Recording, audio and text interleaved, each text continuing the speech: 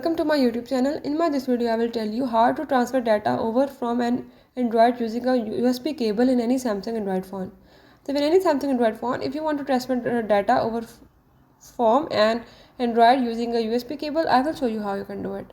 Follow all the steps, watch complete video, and don't forget to subscribe and press the bell icon. Now let's watch it.